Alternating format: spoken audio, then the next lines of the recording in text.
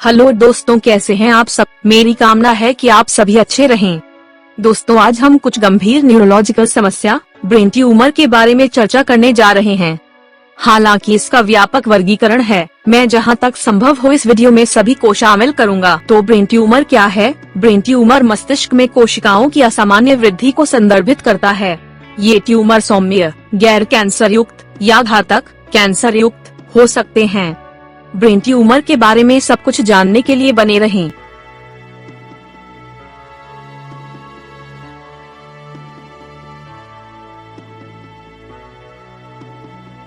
Next, कारण।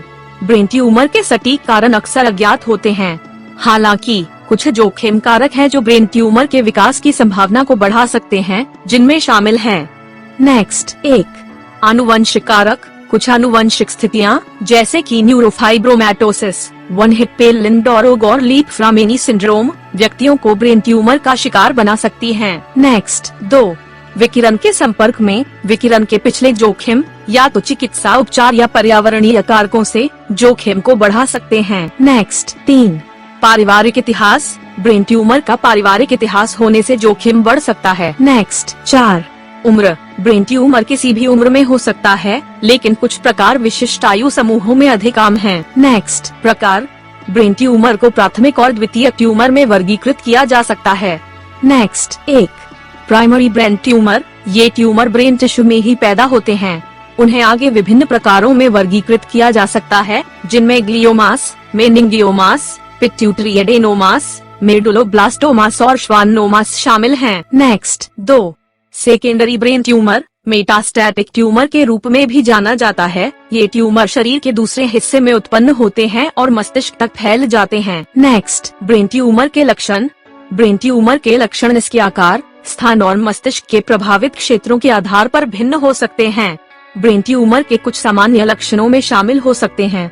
Next, 1 सिर दर्द, बार बार या गंभीर सिर दर्द जो समय के साथ बिगड़ सकता है, खासकर सुबह या शारीरिक गतिविधि के दौरान। नेक्स्ट, 2 दौरे, अचानक और अस्पष्ट दौरे या आक्षेप। नेक्स्ट, 3 मतली और उल्टी। मतली और उल्टी के अस्पष्टीकृत एपिसोड, खासकर यदि वे किसी अन्य पाचन संबंधी समस्या से जुड़े नहीं हैं। नेक्स्ट, 4 संज्ञानात्मक और व्यक्तित्व परिवर्तन। स्मृति समस्याएं, ध्यान केंद्रित करने में कठिनाई, भ्रम, व्यवहार में परिवर्तन, व्यक्तित्व परिवर्तन और मिजाज। नेक्स्ट, 5 दृष्टि या सुनने की समस्या। धुंधली या दोहरी दृष्टि, दृष्टि का आंशिक या पूर्ण नुकसान, कानों में बजना या सुनने में कठिनाई। नेक्स्ट, 6 संतुलन और समन्वय के मुद्दे।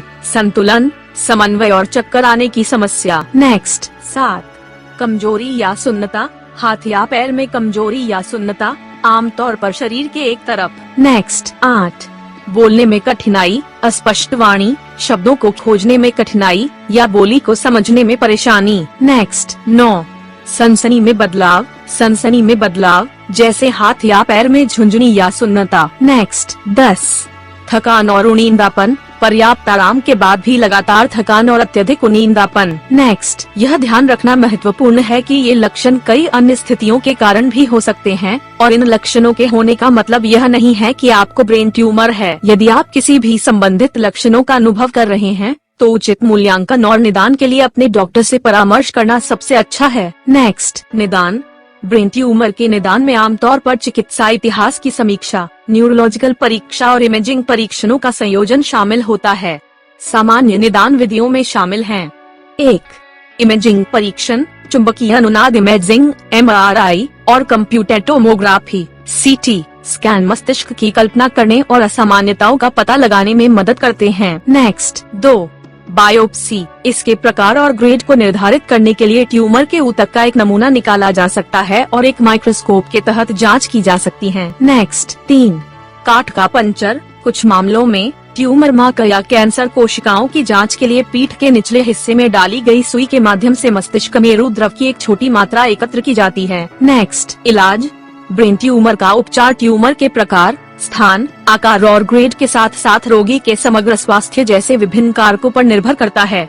उपचार के विकल्पों में शामिल हो सकते हैं: 1 सर्जरी। जब भी संभव हो, ट्यूमर को सर्जिकल रूप से हटाना अक्सर प्रथम पंक्ति उपचार होता है। नेक्स्ट, 2 विकिरण चिकित्सा। ट्यूमर कोशिकाओं को लक्षित करने और नष्ट करने के लिए उच्च ऊर्जा विकिरण का उपयोग किया जाता है। Next 3, chemotherapy. ट्यूमर कोशिकाओं के विकास को मारने या धीमा करने के लिए एंटी कैंसर दवाओं का उपयोग किया जा सकता है। नेक्स्ट 4, लक्षित चिकित्सा। कुछ दवाओं को विशेष रूप से ट्यूमर कोशिकाओं को उनकी आनुवंशिक विशेषताओं के आधार पर लक्षित करने के लिए डिजाइन किया गया है। Next 5, immunotherapy. यह दृष्टिकोण ट्यूमर कोशिकाओं से लड़ने के लिए शरीर की प्रतिरक्षा प्रणाली का उपयोग करता है। नेक्स्ट 6, सहायक देखभाल। विभिन्न सहायक उपचार जैसे लक्षण प्रबंधन के लिए दवाएं, भौतिक चिकित्सा और परामर्श रोगी के जीवन की गुणवत्ता में सुधार करने में मदद कर सकते हैं। नेक्स्ट, ब्रेन ट्यूमर के लिए होम्योपैथिक दवाएं।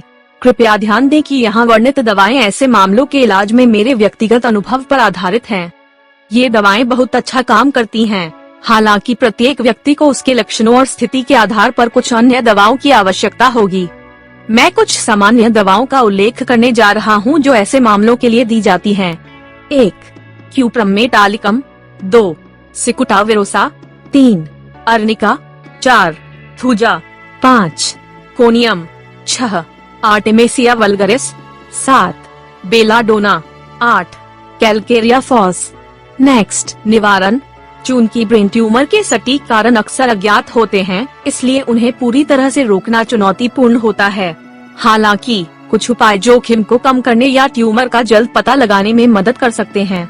1, विकिरण के जोखिम को कम करें। चिकित्सा प्रक्रियाओं से विकिरण के अनावश्यक जोखिम को सीमित करें और विकिरण से संबंधित व्यवसायों में सुरक्षा दिशा निर्देशों का पालन करें। नेक्स्ट 2, सुरक्षात्मक उपकरणों का उपयोग करें। यदि आप किसी ऐसे उद्योग में काम करते हैं जिसमें संभावित कार्सिनोजेंस का जोखिम शामिल है, तो उपयुक्त सुरक्षात्मक उपकरणों का उपयोग करें। Next 3, genetic counselling. यदि आपके पास ब्रेन ट्यूमर या कुछ आनुवंशिक स्थितियों का पारिवारिक इतिहास है, तो अपने जोखिम को समझने के लिए आनुवंशिक परामर्श लेने पर विचार करें। नेक्स्ट 4, शुरुआती पहचान। किसी भी लगातार या बिगड़ते न्यूरोलॉजिकल लक्षणों के लिए नियमित जांच और समय पर चिकित्सा ध्यान देने से शुरुआती पहचान और हस्तक्षेप में मदद मिल सकती है। नेक्स्ट, आपकी स्थिति के लिए विशिष्ट निवारक उपायों पर सटीक निदान, व्यक्तिगत उपचार और मार्गदर्शन के लिए स्वास्थ्य देखभाल पेशेवरों से परामर्श करना आवश्यक है। तो दोस्तों, हम वीडियो के अंत तक पहुँच गए हैं।